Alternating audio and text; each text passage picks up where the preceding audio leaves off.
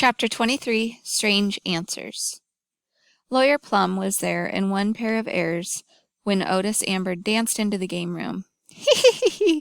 The turtle's lost its tail, I see."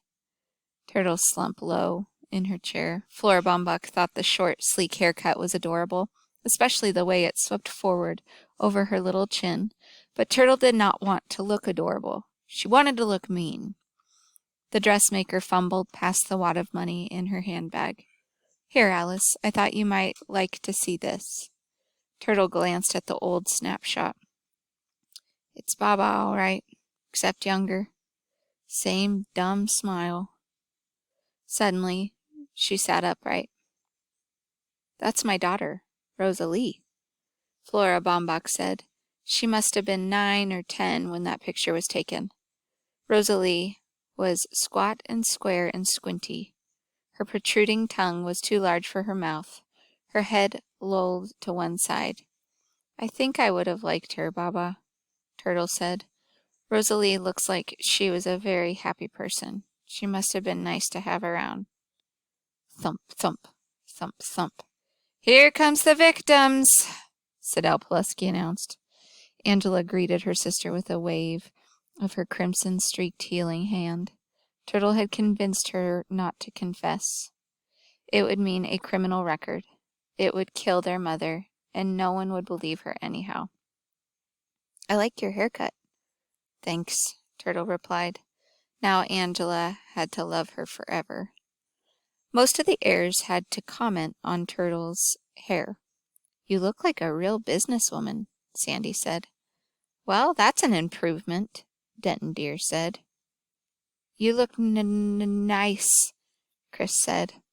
Only Theo, bent over the chessboard, said nothing. White had moved the king's bishop since the last meeting. It was his move. At last, the stairs turned from Turtle's hair to a more surprising sight. Judge Ford strode in as regally as an African princess, her noble head swathed in a turban, her tail body draped in yards of hand-printed cloth. She slipped a note to Denton Deer, then sailed to her place at table 4. Google-eyed Otis Amber was speechless. They all were, except for Sandy. "Gee, that's a nifty outfit, Judge. Is that what you call ethnic?" The judge did not reply. "Applaud! The local hero has arrived!" Doug raised his arms, pointing his index fingers to the flaking gilt ceiling in the "I'm number 1" sign, and acknowledged the clapping with a victory lap around the room. "Here come the Wexlers," Mr. Hu remarked, seating his puzzled wife at table 1. Turtle exchanged an anxious glance with Angela. The last time they saw their mother, she was crying her head off. Now the tears were gone from her blurry eyes. But she was staggering, giggling. Her hair was a mess. "Sorry we're late," Jake apologized. "We lost track of time." They had been clinking wine glasses in a small cafe. The cafe they used to go before they were married, toasting good times. They had had many good times together, many good memories shared. It seems 3 big wine bottles full. Happy Grace waved at the heirs. She felt so wonderful, so overflowing with love for Jake, for everybody. "Hi, Mom," Turtle called. Grace blinked at the young, short-haired girl. "Who's that?" Jake greeted his partner with a, "How are you this fine day?" "Doug Wynne," replied Madame Hu.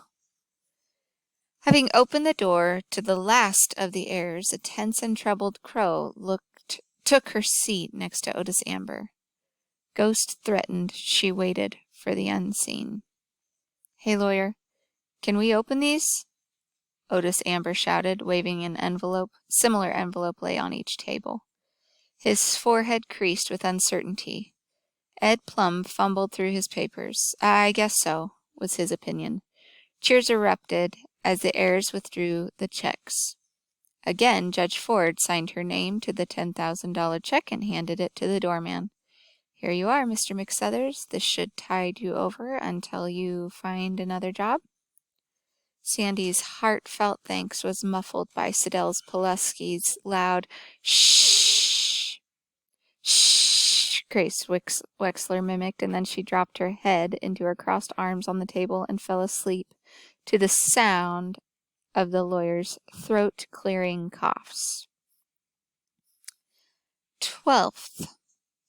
Welcome again to the Westinghouse. By now you have received a second check for $10,000. Before the day is done, you may have one more, much more. Table by table, each pair will be called to give one and only one answer. The lawyer will record your response in case of a dispute. He does not know the answer. It is up to you. 1. Madame Who, cook.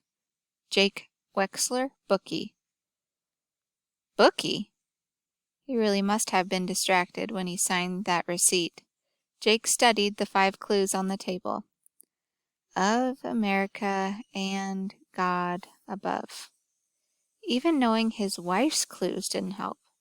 He'd have gambled on a long shot. Say something, he said to his partner. Boom, said Madame Who. Ed Plum wrote Table 1. Boom. Table 2. Flora Baumbach, dressmaker. Turtle Wexler, financier. Turtle read a prepared statement.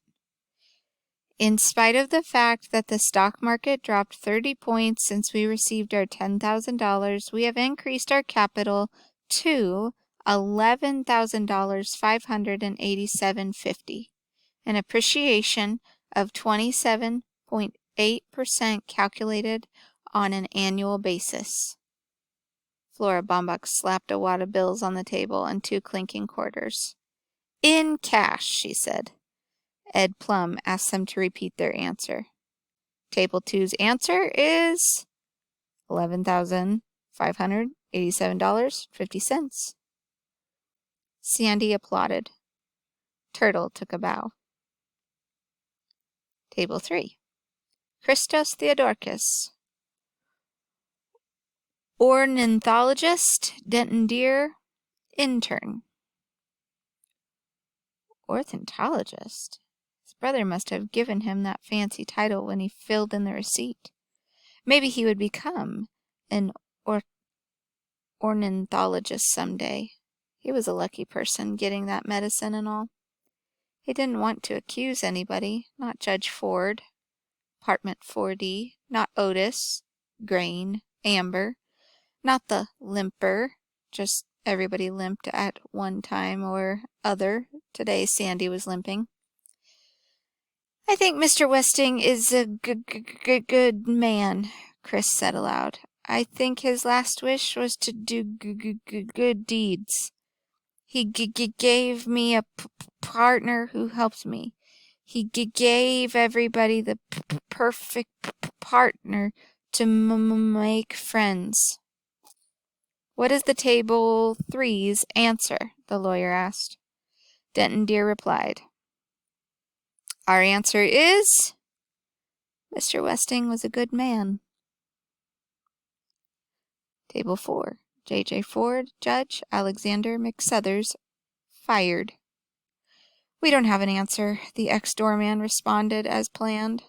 The judge looked at Table 3. Denton Deer, her note in his hand, shook his head, which meant no, Otis Amber had not had plastic surgery done on his face. The judge turned to Table 6. Otis Amber could not be Sam Westing. She was right to have trusted him. But Crow is expecting something to happen.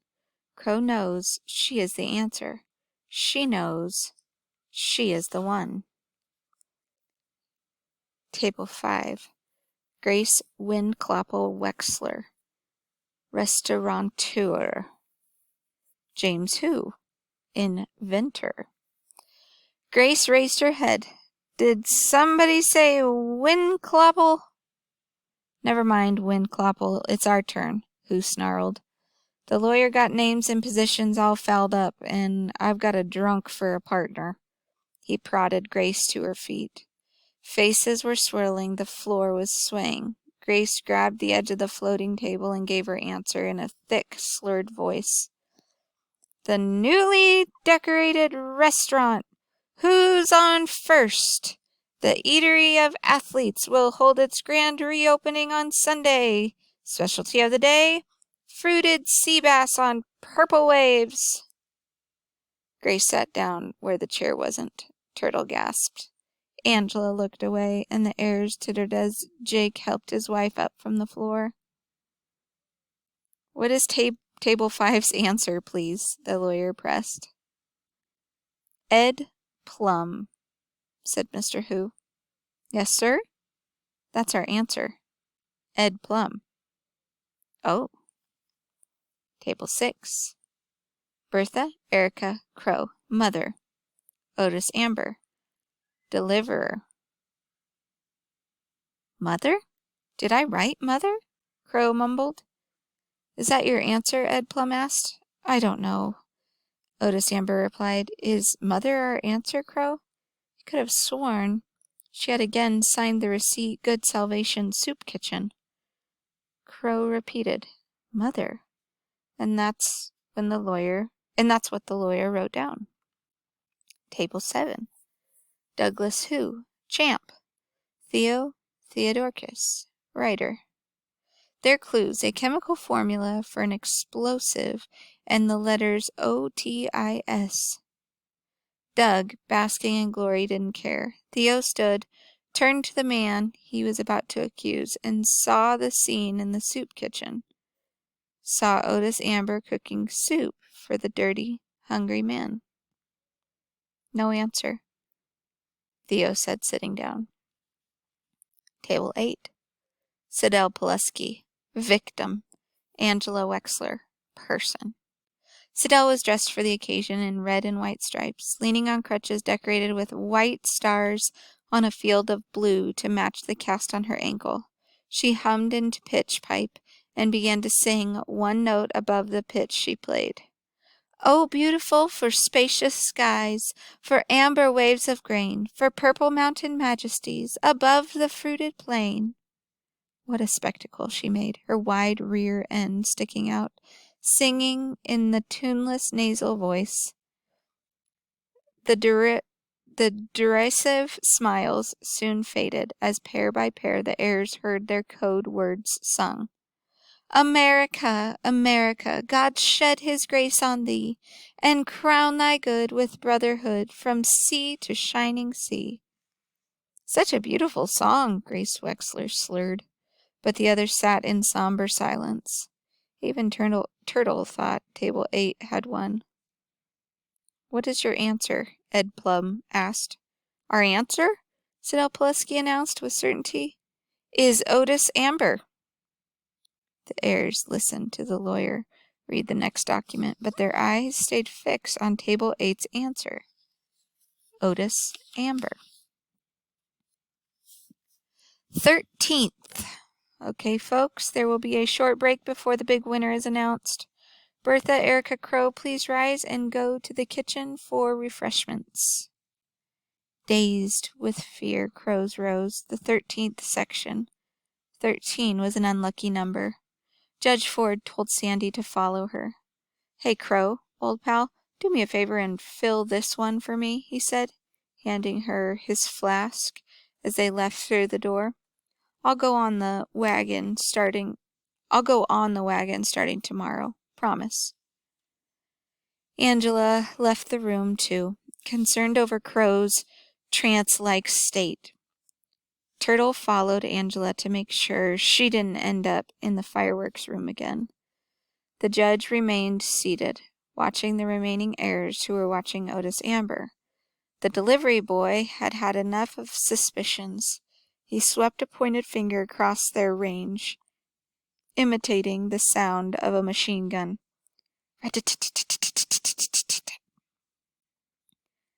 Crow and Angela came back with 2 large trays. Turtle returned empty-handed, puzzled, but much relieved. The judge joined Denton, Deer, and Chris at table 3, bringing a plate of small cakes with her. None of the heirs have had plastic surgery as far as I can tell, the intern remarked, but your partner sure could have used some. The judge studied Sandy McSuther's prize fighter face as he leaned against the open doorway. Their eyes met, and he lifted his flask in salute. Anybody want a drink?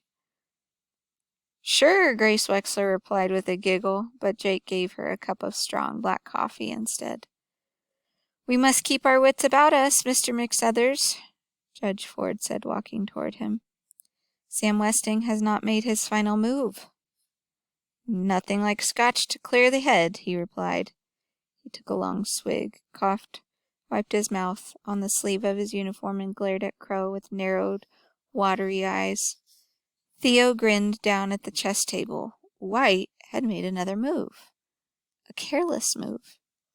He licked the cake crumbs from his fingers, wiped his hand on the Westing paper tea napkin, and took his opponent's queen from the board. At least he had won the chess game. Perched on a corner of table 8, the young lawyer tried to start a conversation with Angela, ignoring Sidel Pulaski, who twice asked, Surely you must have the answer, Mr. Plum. She nudged her partner. Surely you must have the answer, Mr. Plum, Angela repeated sweetly. Oh, of course. At least, I assume I do, he replied. My instructions are to open the documents one by one at the scheduled time. He checked his watch. Oops. He was 1 minute late. Ed Plum hurried to the billiard table, tore open the next envelope, and pulled out the document, cutting his finger on the paper's edge. 14th. Go directly to the library. Do not pass go.